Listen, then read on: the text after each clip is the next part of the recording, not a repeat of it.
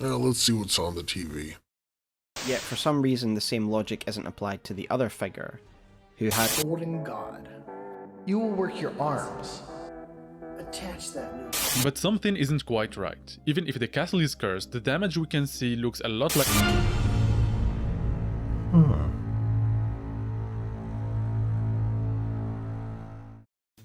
Why, hello there. Welcome to the Elden Wait DLC edition, and there would be no better way to start off the Elden Wait DLC edition than to talk about Elden Ring DLC. I think that Elden Ring DLC is totally happening. And so what form will the Elden Ring DLC or DLCs take? Looking back at past Fromsoftware and Souls game DLCs, we can get an idea of what Elden Ring DLC might look like. I want to start by saying that Elden Ring DLC is often the best, if not among the best content in the game. It is sort of From's best iteration, taking everything they learned from creating the base game and distilling it into this microcosm of the game in its sort of purest and most refined form. And the DLC often has a way of helping to further clarify or build out the world in a way that enriches the base game itself and often makes the base game better because of the DLC. For example, with the Old Hunters, you got to see part of the history of the Old Hunters. With Artorias of the Abyss, you got to see the history of Ulasil. So let's look at some trends for past Souls game DLC and see what we might be able to glean for Elden Ring. One sort of trope or common thing in the Souls games for DLC was that it would further build out a legendary figure who didn't get a ton of information in the base game.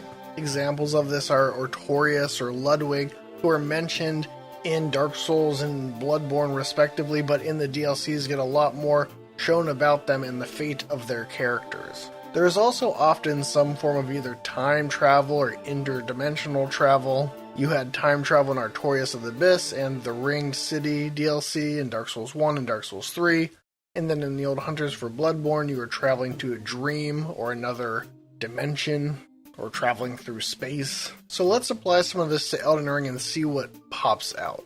As far as legendary figures go, I think the big ones are obviously Miquella and Godwyn as demigods, who get a fair amount of information about them, and yet they're still very mysterious characters and feels like there could be more to their story. There's no real conclusion in the game. There's also Malenia's tutor, who sealed away the rot. There could be more about the legendary swordsman. There's the Gloam-Eyed Queen, who we know is defeated, but we don't exactly know her fate.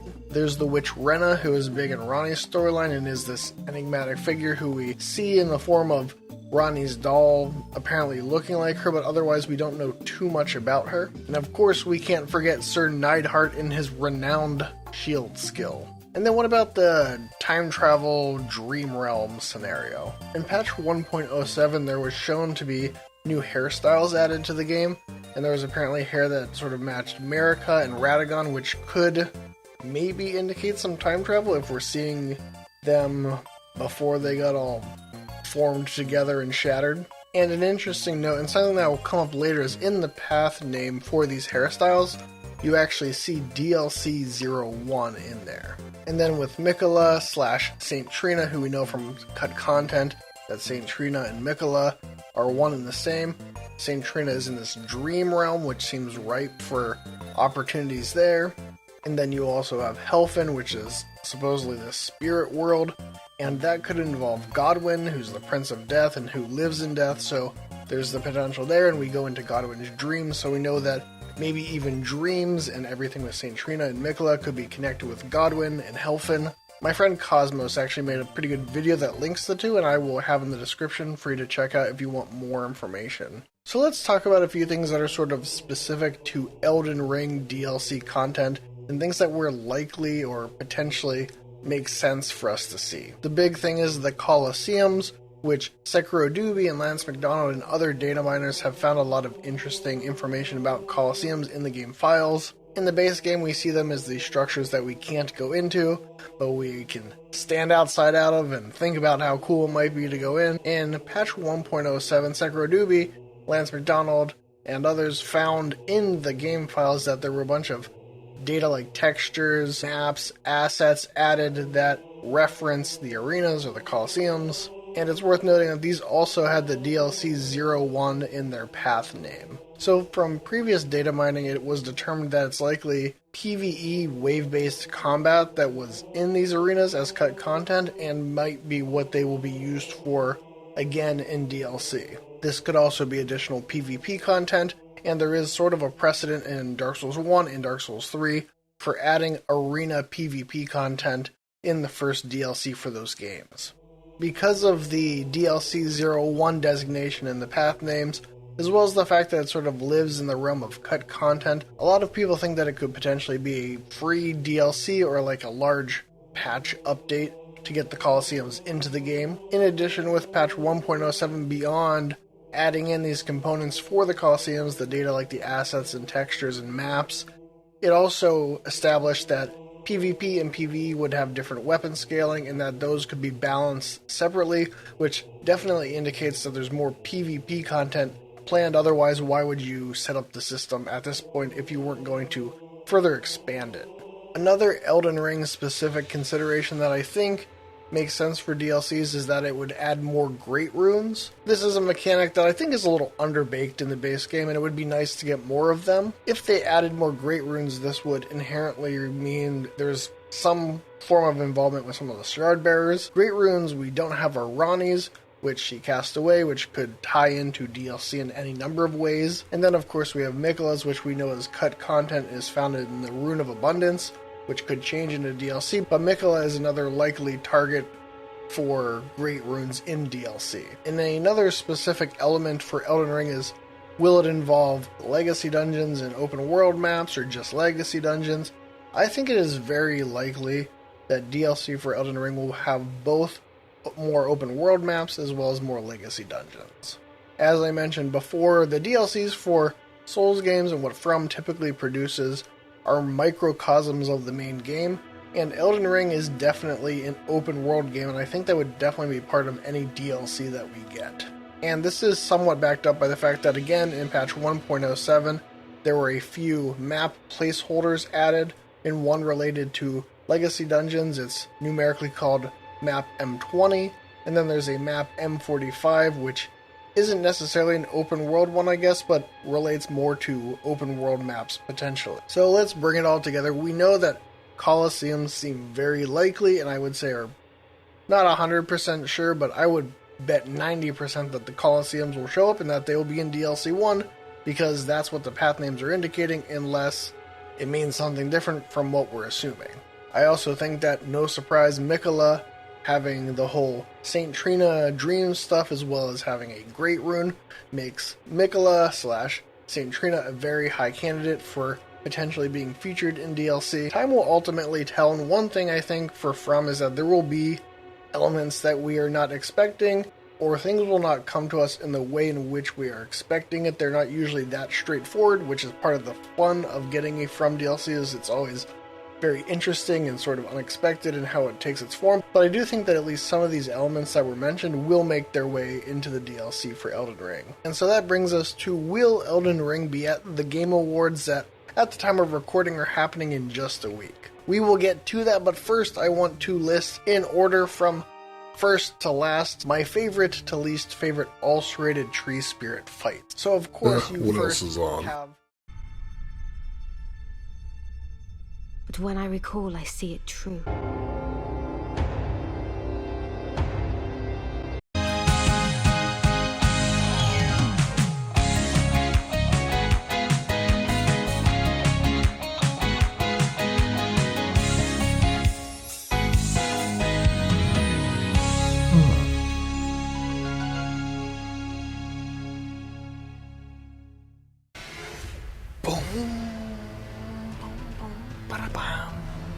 Welcome to Choose My Adventure, and I explained it more in my last video, so if you want more detail you can check it out there. But basically, in anticipation of Elden Ring DLC coming who knows when, I wanted to start a new character because it had been a while since I played through Elden Ring without doing it expressly to get footage for a video.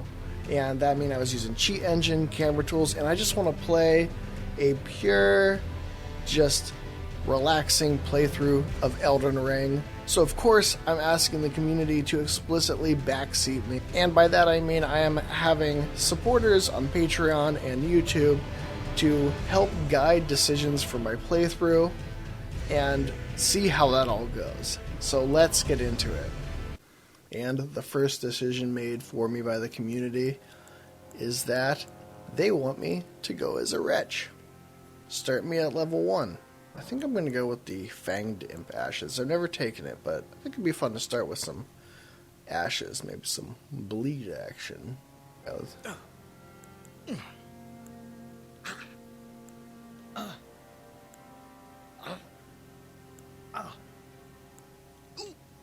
I'm probably going to go with an aged voice because they're much funnier.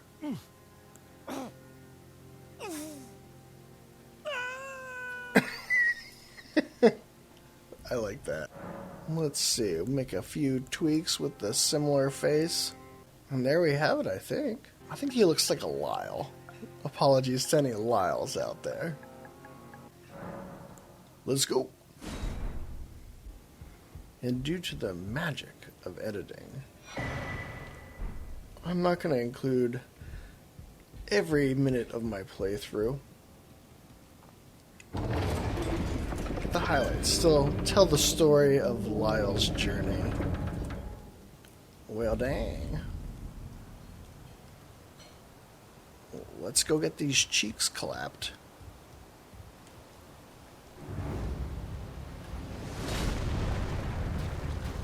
Alrighty. Look. Look.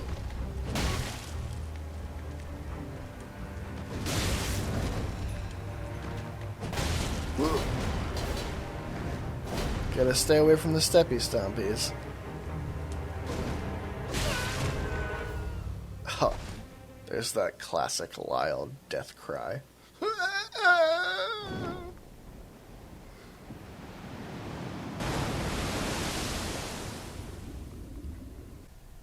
You ever have a real wild night partying and you wake up with a horse goat sniffing you and you're in a weird dungeon? Alright, got my flasks. The cave of knowledge lies below. Skaboosh.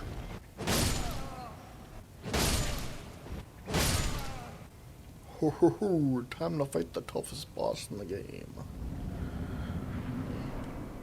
The Soldier of Godric is a good foil for the Tree Sentinel. This lures you into a false sense of security.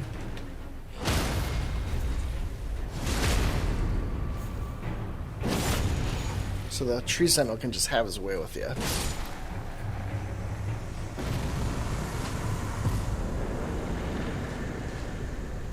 Yeah. So I got a little bit of a plan of what I'm going to do here. I want to see if you can figure out what I'm up to. There's two parts to this plan. See what you can guess from it. Alright, let's have a go at the old Tree Sentinel. If not, just for fun. See how it goes. This son of a bitch.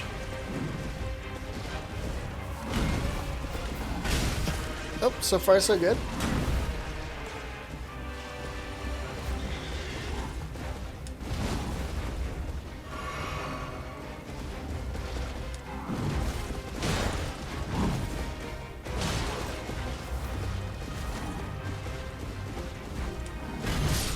Oh, my mortal enemy.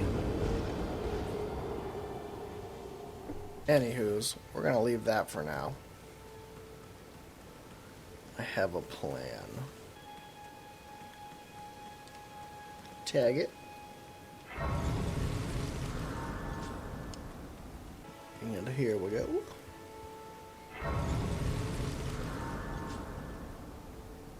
I hope nobody shows up.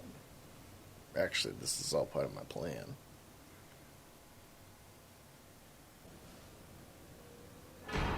Heck yeah. Use it to traverse great.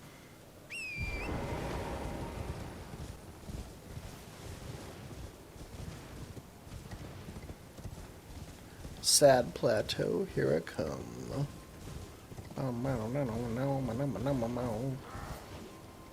Oh my god.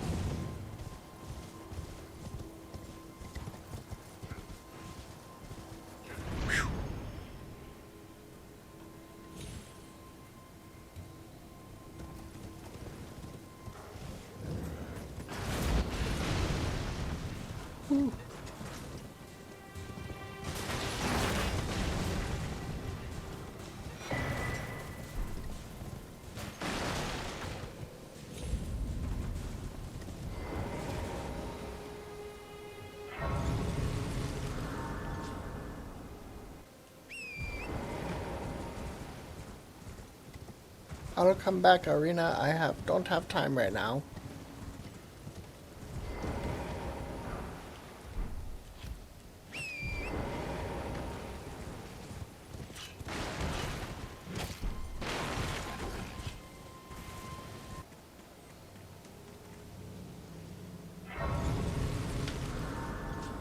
There we go.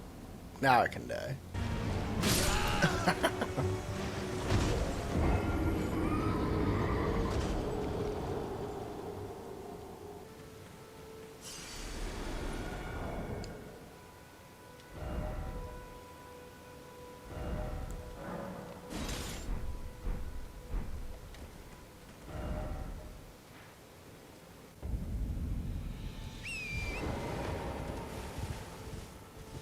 The dragon burnt ruins. Why might I come here?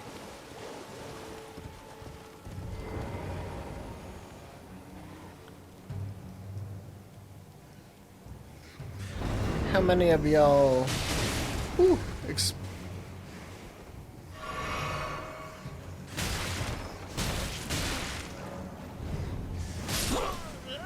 Ooh, I wonder where I'm gonna go. Should have killed him. Was not part of my plan. Note to self. Kill a rat or two.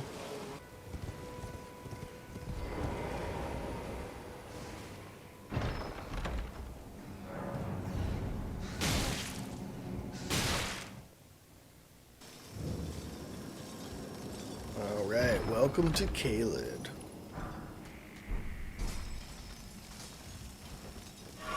How many of y'all did this unintentionally your first time through? What a wild thing. Oh. It's the experience, am I right?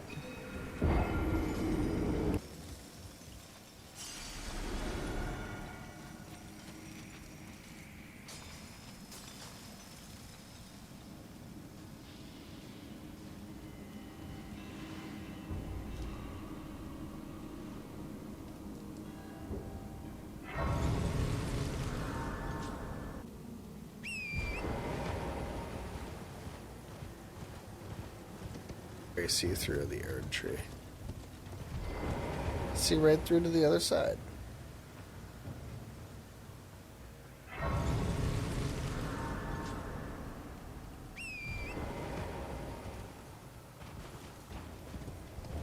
Whoopity-doo. Grail's Dragon Barrow. You know what's going on now. You know.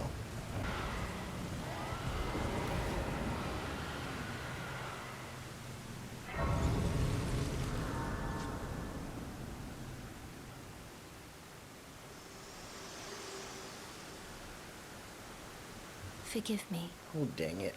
I've been testing you to determine if you had the same torrent, whereas I merely pretend. There is but one other thing I can take gathering plate. Alright, Very well. Let's go. Let my hand rest upon you for but a moment.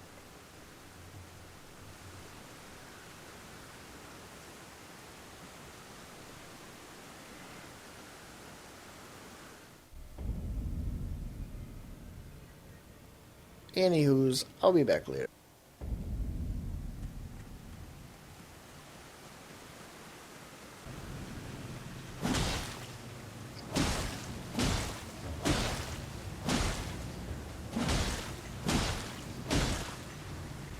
Two hours later.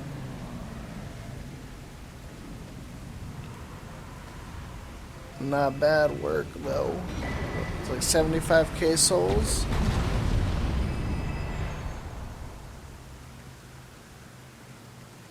It's actually something I really like about Elden Ring is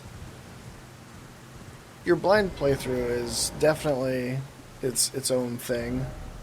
But I really like that in subsequent playthroughs you know these things like hitting the dragon and stuff. And you can really do things to speed through it. And it's not really that much different from the Souls games in that way, it's just on a bigger scale. I really like things like the trap chest that you can use to sequence break and stuff.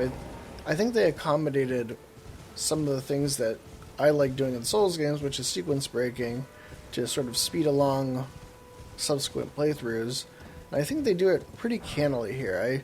I know not everybody feels that way about sort of the repeat experience in Elden Ring, but I really enjoy, my playthrough after my first playthrough as well, and continuing here, because you know these things to speed it along, but I don't think the open world is really a detriment because they put stuff in place. You know where to go, and it's a much faster experience, which is kind of a nice tour of the lands between. It's different from your first playthrough, but that's just how all the Souls games are.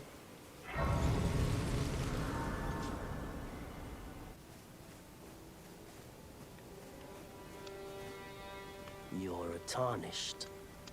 I can see it, and I can also see that you're not after my throat.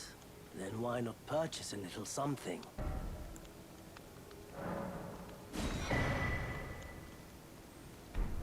Gotta have my telescope. Nice to do business. Alright, let me go grab a couple things.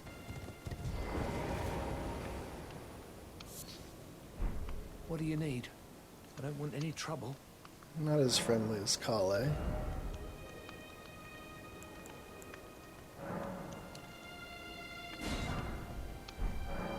All done? Well, be on your way then. This way, Tarnished. There we May go. I have a word? Sure thing. A pleasure to meet thee, Tarnished. I was entrusted this for thee by Torrent's former master. For me? So how many of you guessed the Grail's Dragon Barrow?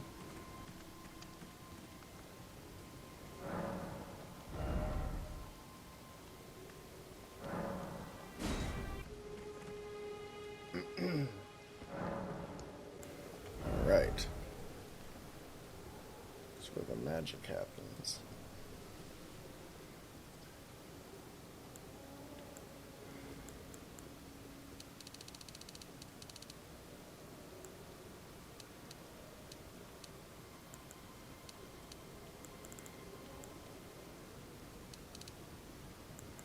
Alright. Now I'm curious if anyone will guess this part, which is a little less obvious than going to Grail.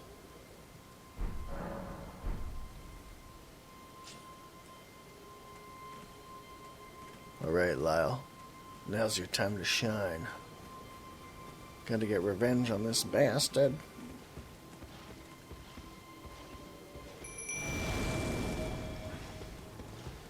Let's go, baby.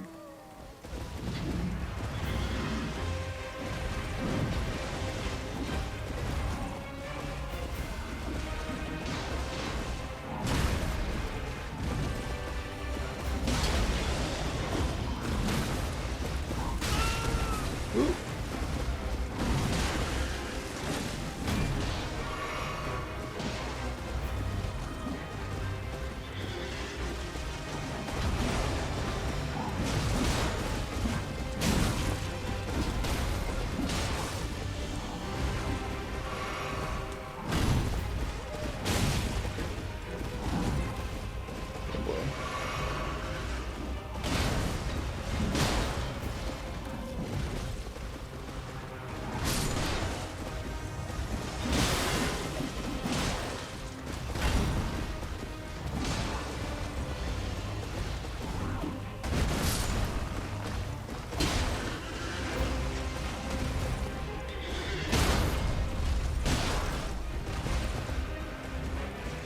horse boy.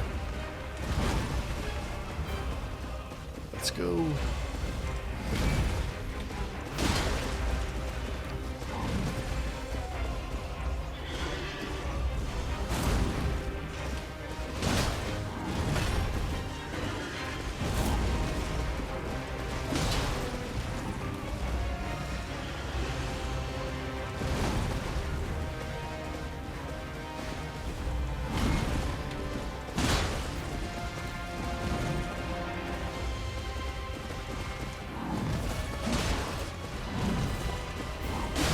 Oh.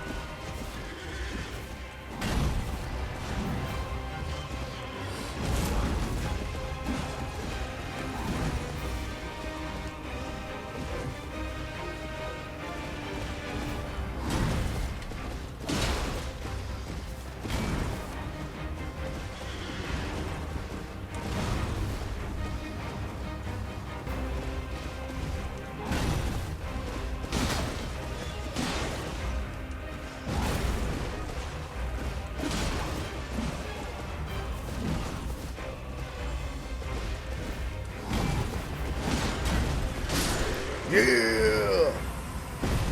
Go, Lyle. Boom. And there we have it. I wonder if I have the stats to equip it. Oh, I do.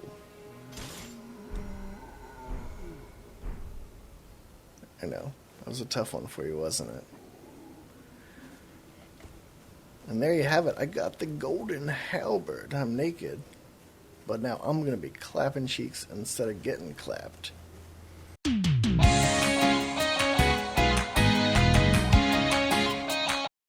So now let's talk about the Game Awards and what Fromsoftware might be bringing to it.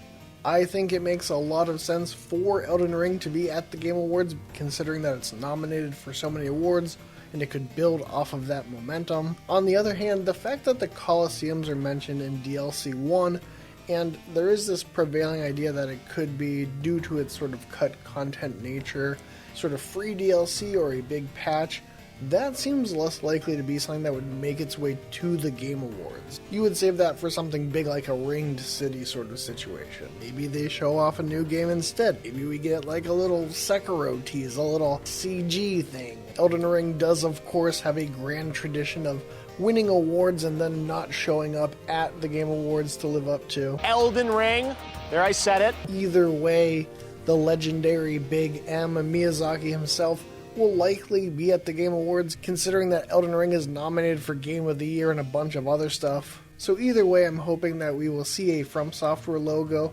whether it be for Elden Ring or something else.